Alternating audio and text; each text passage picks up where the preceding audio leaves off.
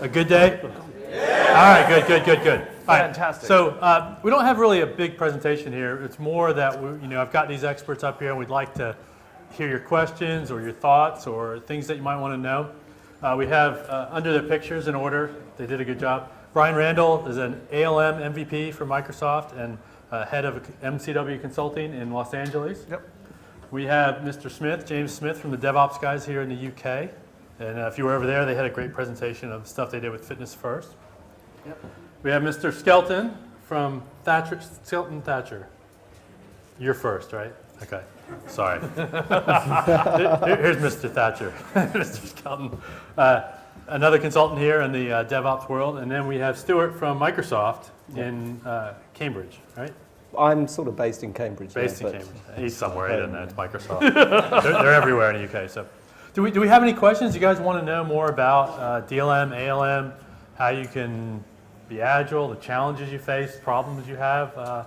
Any questions? Yes, sir. It seems lots of great given through the day, great ideas, weird inspired and stuff to go after and do a lot with them. I guess the thing is, where's the best place to start? Because a lot of the AI Okay, so he's heard lots of great things today, lots of things that are inspiring. Where's the best place to start if you want to? That's easy. Where? Version control. Version control. Yeah, when we talk about all these things, it's a journey, not a destination, right? You have to start somewhere and start simple. The biggest mistake I've seen people do over the last 10, 15 years, helping them with their development practices, their team efforts in ALM, development, DevOps, and everything else, is they try and do too much at once. And they also don't invest properly in training and understanding what's going on. And so what fundamentally happens is the tool gets blamed, the people get blamed. Like the canonical one I hear is, we're going to do Scrum. And they give it one sprint. Oh, we sucked. Do something else. So it's baby steps and invest in the training of your people. Like a huge mistake people make is they'll hear like Git. Git is a great version control technology. Yet they've been using Subversion or, God forbid, CVS or something source safe, older. Source safe. Yeah. And they want to move forward. And so they're going to do this, but they move forward without, A, probably considering how to migrate their source code, and B, training their developers and giving them time to understand there's fundamental differences. Have some fun and go Google or search on Git Hurts or get on Twitter and put that hashtag in. I've got the domain that I'm going to put some examples. But I guarantee if you try Git for the first time and you're used to centralized version control, you will screw something up. You will lose something. So baby steps, version control is the key foundation to any DLM lifestyle. So what do you guys think about if we want to get started? I know you guys are all consultants. What do you think about a tiny project? Start with like a hello world where we say, let's put one file in source control and one table in source control and then grow from there. Absolutely. I think you've definitely got to start small. So start small and kind of get people on board with what you're doing, I think is a key element of that.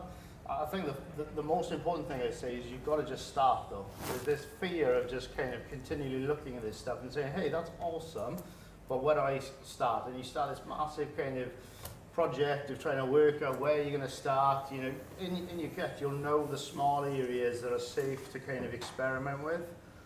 And experimentation is a good thing, right? It brings that kind of capability to start learning, and that's the best thing. And don't be afraid of fail. Failure is a good thing, right? As human beings, we learn far more from failure than we learn from success. So get started, start small. Work out how you're going to build champions by promoting some of the stories that you're doing. Make sure that you kind of run.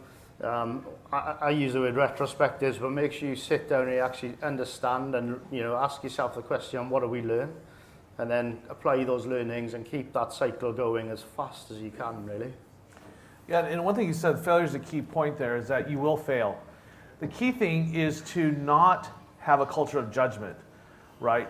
Fear of failure is hard for people, so knowing that there will be judgment, that it's a learning exercise, is key to success. Particularly when you're bridging a gap between operations, DBAs, and developers where there can be friction already in place, right? So really, this is when having to get together, having a beer at the end of the week together is worth a way of building some of that culture that says, we're in this together, we're trying to make it better. We will have problems.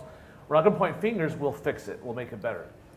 Yeah, if you can do it, I would take a small team and put the various skills together into that one team with a very focused small project to begin with, okay? To say, okay, we're going to take this small project, we're going to do version control, we're going to do the continuous delivery, get that team to find the tools, put them together, get a sort of proof of concept going. I think once you've got it going and you've got some success, then you can build from there. So I think for me, version control absolutely crucial. There's another thing that we've seen, which can be a good place to start as well, perhaps at the same time, which is from the other end, from the ops end. So get monitoring in place. In the case of Reggae tools, SQL Monitor, but other monitoring tooling too. Maybe some drift detection for configuration in different environments. Also, things like the DLM dashboard we've seen being effective as a way of visualizing what's happening, so we can in effect bridge that gap between ops or DBAs and development. But use it to start a conversation, not necessarily to map out what's actually happening right now, because you might have put in all of the automation steps. So you can actually start from the kind of opsy end as well, in order to raise awareness of what's actually currently happening with the process right now in production, and start to meet in the middle. That can be effective for some people. What about you? Yeah, it's just a point on the starting small and taking like one project and carrying on from there. How do you deal with that though in a situation where all of the projects that you have are also reliant on each other? So where I currently work, we're moving from like a 3-month waterfall to 2-week agile projects, but we still have the 3-month waterfall releases still going on. So everything that happens in each of those 2-week project sprints needs to be tested against the 3-month fail-off that goes in at the same time. Okay, so you've got multiple big projects already. How do I get started moving something? It's kind of like a legacy way of doing stuff. Right. So he's got a legacy. So advice for them. Yeah, so that's a sort of project and build architecture problem you've got there, I guess. We're in a fortunate place in 2015 and beyond where we've actually got some good tooling, particularly on the Windows platform now. We've got things like NuGet and Chocolatey for package management, which until recently we didn't really have. In the Linux world, we've had package management for donkey's years, but on Windows not until recently. But we do now have that. So actually we can start to decouple things at the package level, which really helps us to define the boundaries and dependencies. So we can start to using packaging internally, so not just consuming third-party packages off NuGet.org, but actually using it internally for our own software that we build ourselves, and that helps us it gives us a flexibility to decouple things slightly over time. So we can then start to carve out a piece which is actually independent and releasable from everything else, because we're using packaging to actually define the dependencies. Then we're able to release that piece separately whilst not breaking everything else. Are those small teams you have? Are they, if you've got one project with a big thing with releases Putting it down. every like sort of 3 months or whatever, and then you've got these other teams starting up. Are they able to do releases internally and so on? Yeah, I mean, we do that, but it's kind of this whole thing of like every little change that goes through those bit then ends up rewriting all the unit tests for the big thing. And like recently, there was a particularly bad database design choice that only allowed every customer to have one address. Held on the customer table, so they reworked that. But with it affecting everything, all of the little releases that have gone through during that 3-month period, it just became like unmanageable in a way to try and fix them all at the same time and work the stuff that went wrong off the back of it. So hire one of these two guys in the middle. You can hire Brian too, but he's way away. Get one of these two guys to help you. So actually you're highlighting the point there that you've got these teams wanting to make feature changes and stuff, and then that's going to cause changes to the database. Yeah. And then what you've got is a whole dependency problem. You don't know the impact of making that change on that stuff. So it sounds like there's a sort of architectural thing there to try and reduce those dependencies so that you can then make that more predictable. So it's a really good point that what we see is quite a lot of organizations underestimate or simply don't estimate at all the need for changes to enable DLM or to enable more rapid and frequent and smaller changes. And it's important to invest in that. It's important to invest in reworking the architecture, build architecture, the actual software architecture or whatever to enable some of this stuff, even though those changes don't necessarily produce anything that's visible, but it's still worth investing in it because it gives us this capability to go faster later. So actually, I can give you an example of that. At the moment in the Microsoft, in Visual Studio Online, we're going through a process of changing the architecture, so everything is essentially an extension. Now this is both because we want to encourage a broader open ALM, so we get more tools plugging in, but it also will allow us to do things like ship different parts of the product out of band and in their own time frame and stuff like that. So people won't, even for the on-premise product, people like TFS, they won't have to wait till the next update to get this new feature, because the team who owns that feature can just reship the extension and customers can just Is your application bigger than Visual Studio? Because that's a big thing.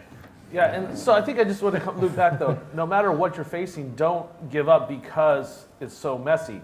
You're going to have to start, I think, you take the analogy you said start ops and dev. What you need to do is get some control going on first. So get some version control and start tracking out what changes need to be made and have some organization across teams and say, you can't just willy-nilly go change the database because of these dependencies.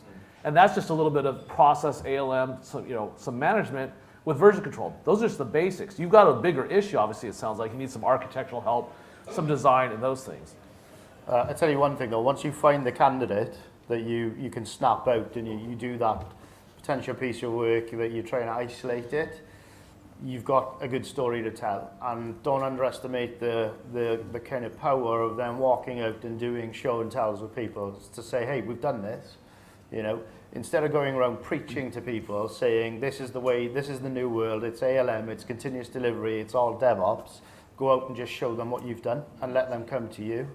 It's really powerful. This gentleman. Just leading on from that, in places that I've worked previously, it's probably true for a lot of people here, we've got a very strong item model, so changes to the database layer will be deployed quite often under incident tickets, and relative to data fixes, to add a column, to drop this table, and whatnot. How do you integrate your incident lifecycle with ALM? I mean, this is a very agile model. Okay, so he's saying if you've got a ticketing system like Jira or some sort of incident system where you're asking for changes to the database, how do you integrate that? So we've got some fairly strong views on ITIL and DevOps, and ITIL is still a very valid framework. Unfortunately, what happened is people took it and translated it into a whole bunch of job descriptions, which it was never intended to be. Just because you want to do change management doesn't mean you need a change manager. So this idea that we kind of... Somebody tweet that, by the way. What did he say? So, Just because you have change management doesn't need you to be a change manager. Okay. so one of the awesome things about pipelines and continuous delivery is that it's moving more and more of this stuff that you're doing to the standard change bucket. Operations have much earlier insight into the change process. You're de-risking the change, you're making the change smaller and more frequent, and therefore when you get together and you discuss these things that are going to break production or they're going to have a big impact, you're actually focusing and adding value to that process. So, Relinquishing the smaller changes into the ALM model and not, say, raising the paperwork. Correct. Approvals for every Correct, Right. because if they've come down the pipeline, you've already guaranteed to a certain level of the quality, as long as you've built that quality process into your pipeline. so were you talking about live site incidents and stuff in what you were... Well, yeah, I mean, it depends obviously between employers, but we can have developers raise a ticket, for example, to add a column to a table. And that ticket will be dealt with via a system of approvals, goes through, gets approved, get implemented at the time of day, ticket is shut. And it's generally very onerous ITIL process. Yeah. So, I mean, ask yourself the question, what value does that bring? Oh, I totally agree. It probably doesn't bring very Yeah. value, but the fact of the matter is that a lot of companies still operate that model. So one of the big things people want out of that, and the reason they have these change processes, they want traceability. It's cover your ass, excuse my French, but bottom line is that's what people are trying to do. Using great agile tools, I mean, and there's, obviously I have a TFS bias, but Jira's got great stuff. You've got the Rally guys doing great stuff. The bottom line is these tools can be made available to what we like to generally refer to as stakeholders, people that have a need to express their needs in the system, right? I don't like to use the term user because that sometimes has a negative connotation. But fundamentally what we're trying to do is address the business demand for agility and to get the changes done for them. So we need to capture it, and there's ways you can do that. Sometimes you capture it in this tool because management says, okay, we need to try, we can't get rid of it. So you get the changes in, but then you get some way to those people are focused to some type of product owner who has access to the devs, and use that conduit to get that into the dev team and get it on the backlog and get it prioritized and get it in. The biggest problem you have is this disconnect of ownership between the database and sometimes the apps. You need to have ownership end to end. One of the key successes the Visual Studio Online team has done with their features is that the team owns it end to end. They bring the ops people into the dev team. It's a DevOps team. And having that ownership end to end allows you to take these changes. We need to change these tables. Well, what part of the application affects it? That's this team. Own it end to end. Having these complete disconnects is where you create friction and delay, and then you lose that agility, and then you have these change managers. And a lot of that is because of fear, okay? Yeah. If the dev team, if the engineering team owns that feature, a live site incident comes back to the engineering team. They're on 24/7, okay? And then you have various levels of dealing with that incident. So the first thing is to get rid of that incident as fast as possible. Put some quick fix in to do it. And that will happen. And then there'll be an investigation into it. So there's a root cause analysis of what that problem is. Very often that will lead to more instrumentation to catch it again. But it will actually then mean to the proper fix that will then go through that whole DevOps cycle to get in there. So you don't leave it for ages with drift happening, you know, this goes and for this fix goes in, that fix goes in. This cycle is very fast and it's owned by the engineering team. So it's in their interest to make sure that they ship quality down the line, so that the fear is removed, and therefore you can remove a lot of these processes. So just because we keep banding words about agility and kind of, you know, able to ship faster, we need to maintain or even increase the discipline in this process. The discipline comes from that pipeline. It comes from having an understanding that we're going to do incident management, we're going to do root cause analysis through problem management, we're going to have a standard way to talk to each other. These are all the things that ITIL brought to the mix, and we misunderstood. Yeah. And what happens with these live site incidents is the engineering and the ops people, they all get onto a bridge. Okay, it's a call that's open, and they deal with it. They deal with it through that to fix it. Then you get into this phase of root cause analysis, which is a combination of people, often across the globe. So it's not just all a team in one location, you know, people in India, people in the United States. In fact, that can help with the 24/7 cover. So it's that kind of, that's where you kind of want to end up if you can get there. Yeah. Okay, somebody else. Who else? Somebody over here. Somebody ask a question. Come on. Nothing? Nothing? All right, let's ask you. Question about future, because this morning it was first time I saw SQL clone. That's beta, yeah? That's Redgate tool, that's in beta. Yes. And how does it change pipeline? I've been using DevOps, which allows you to provision database, and pretty much you can, when you provision database, you need like a VM or an environment. It's like from testing perspective, it's quick win. It's just perfect. But how do you factor in, and how does it affect availability of this new tool? SQL clone. How does it change that pipeline of database? How does SQL clone change things? Yeah. Well, that's a good question. What do you think about future? Do you think that's future? Well, so in some sense, SQL clone will make things really quickly. But for those of you that were next door earlier, James was talking about this, that you build databases very quickly, fitness first, and inject data in there from scratch for the testing process. Maybe you can summarize just a couple minutes what you guys are doing, because they're doing it now. Instant Clone is beta, but he's actually doing this now. Yeah, I saw his session. Very good session, James. Thank you. Thank you. So, yeah, we faced this challenge that we had test data backed up, stored in source control in binaries. And, you know, pretty much the long story short is that's not a good thing to do, because when you need to kind of scale that out, it just doesn't scale. You're bringing binaries that are out of date into a process that then needs patching, and it gets horrifically complicated. And you can take a look at my slide deck on why. So we kind of build, you know, the scripts are in source control, the data's in that we want to test with is in source control. We build the databases up from scratch, inject the data in, and then use that in a process to execute tests with.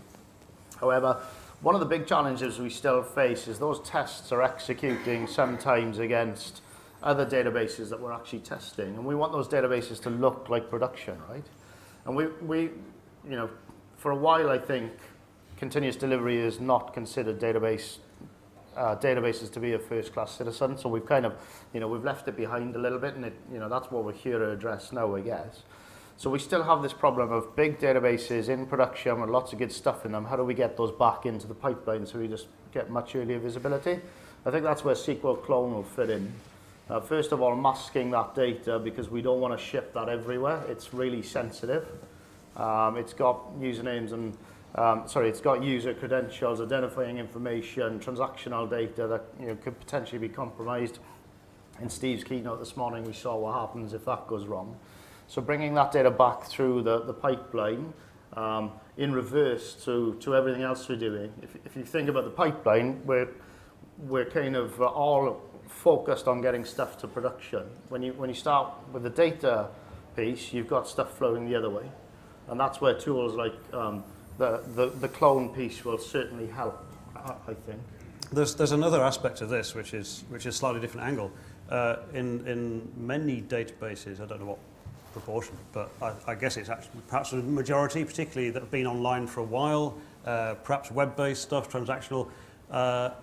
There's often a lot of data in there which is in effect never used. It could actually be archived, but for whatever reason, because we want to deliver more features all the time, we haven't done that archiving process, because sometimes that needs the web app or whatever the application to be updated, so that if we hit the point where we need to bring in archive data, the experience is slightly different. We get a little loading spinner, or we say it's going to take 10 minutes to retrieve that data, please wait, we'll email you when it's ready, that kind of thing.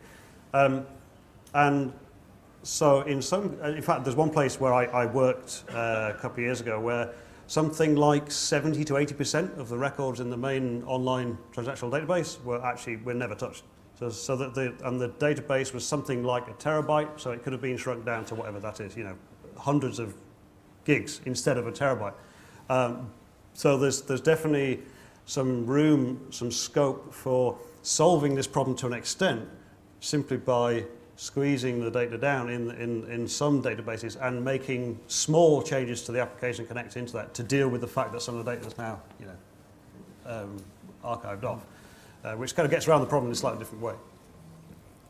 It's quite interesting what you said about the forward and backwards, because most of the thinking on the release management pipelines is, you have tasks that run in this environment and then you want to repeat them in this environment. This is an example of a task where actually you need to talk to two environments, because you need to go and get the data out of that environment, pull it into an environment further up, a test environment, and probably do some transformation if you've had a schema change and stuff like that, I imagine. Yeah. Yes. So a lot of the examples we've been seeing today have been maybe ones for websites or ones for internal tools where you control every single environment. What do you do for this kind of thing where you're B2B and maybe your acceptance and your prod are actually on a client's environment, and maybe all these automated tools can't actually touch them? You just have to generate an update script and hope for the best, or what's the best methodology there? How do you deploy this stuff out to clients, right? If you can't control the production system. So we've run into this quite a bit. In fact, I have a customer we're dealing with it right now. Their existing system is, traditional Windows applications operating primarily in client-server mode. And so the solution that we started working on, particularly around the database, because they're very heavily data-driven, is it's a patching package that uses the same underlying technology. The big thing we've been doing is moving to PowerShell. So one of the things is, number one, we force some requirements onto the customer, which is you have to maintain a certain level, right? We're not going to let you get too far behind. It's probably the biggest mistakes that companies make in their effort to maintain a customer base. They let the customers drive them into a bad position of backwards compatibility. And so what you do is you say you have to be on this level of the OS so that we can do this. And then the number one thing we do is we create a release pipeline internally that mimics what we would dream about if we controlled it. So end to end into what we call prod is actually, pre-prod is of what the customer would have. And then everything we do, we just make sure that it supports a offline patching mechanism. So we deliver the tools into a package, that package checks itself, and then you deliver a overglorified zip file that has everything in it that needs to update the database. And then The customer, if they need to do it, will do it, or they'll allow us to remote in, and we can run the package with them side by side in a shared view session and do the update to their database that way. So those are the ways we did it. You know, there's all sorts of crazy solutions you can do at the database level if you have it on a wide network and things like that. But we're finding that works the best because A, we can let them know what's going to happen, and we even let them come actually into our pre-prod, right? We will mimic the environment. They can actually see what we're doing, see the changes, and see what's happening. I think it was a really good point, and the approach of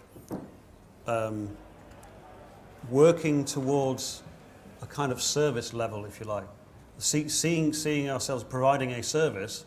Now, if we're going to provide a service, there are certain criteria which we have to agree with the customer. You have to look. You can't be, as you said, more than 2 versions behind. Otherwise, we can't provide you this service. So rather than seeing ourselves as building some software which then the customer buys and then we have to deal with whatever they want to do with it, put some parameters around it. So we can provide you with this kind of level of service as long as you kind of fit within these criteria. Make sure you update every 3 months and this kind of thing. And then it becomes a lot easier. Then we're able to, if you like, make more assumptions, or we're able to simplify how we manage that thing. So treat it more as a service, and we're able to maintain that kind of level of,